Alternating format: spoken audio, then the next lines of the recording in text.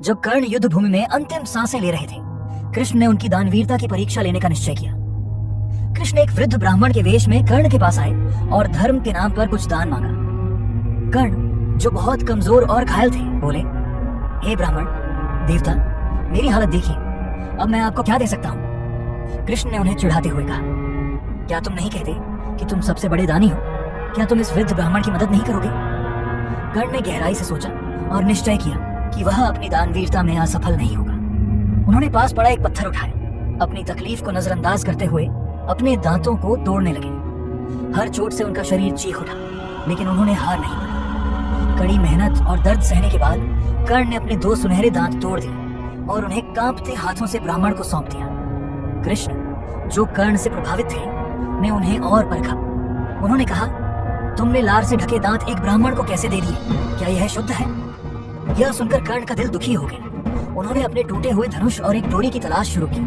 उनका हर कदम उनके घावों को और दर्दनाक बना रहा था, लेकिन उन्होंने हार नहीं मानी। उन्होंने डोरी पाई और अपने धनुष को बड़ी मुश्किल से बांधा। अपनी आखिरी ताकत से कर्ण ने जमीन पर एक तीर चलाया, जिससे वहां से शुद्ध पानी की धारा फूट पड़ी। कर्ण ने उस पानी से दांत धोए और आदरपूर्वक उन्हें ब्राह्मण को सौंप दिया। इस अद्भुत दान को देखकर कृष्ण भाव विभोर हो गए।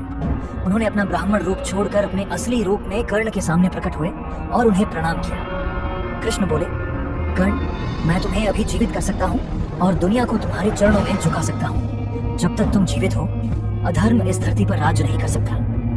कर्ण शांत और स्थिर होकर बोले, हे भगवान कृष्ण, आप सबके रचयिता हैं, कृपया मुझे प्रणाम करके मेरा अपमान न करें। मेरा जीवन संघर्षों से भरा रहा है और अब मैं इसे दोबारा नहीं जीना चाहता। मुझे शांति से मरने दें। मेरी केवल एक इच्छा है, मेरी कहानी आने वाली पीढ़ियों को प्रेरित करे। दुनिया धर्म को अपनाए ताकि सभी लोग, चाहे उनका जन्म जैसा भी हो, सम्मान और गरिमा के साथ जी सके। कृष्ण कर्ण की बातों से प्रभावित हुए और उन्हें आशीर्वाद दिया। आज भी कर्ण से प्रेरित होकर बच्चों का नाम कर्ण रखा जाता है। हालांकि कुछ लोग उनके युद्ध के पक्ष पर बहस करते हैं, उनका जीवन नैतिकता, साहस और निस्वार्थता का प्रतीक है।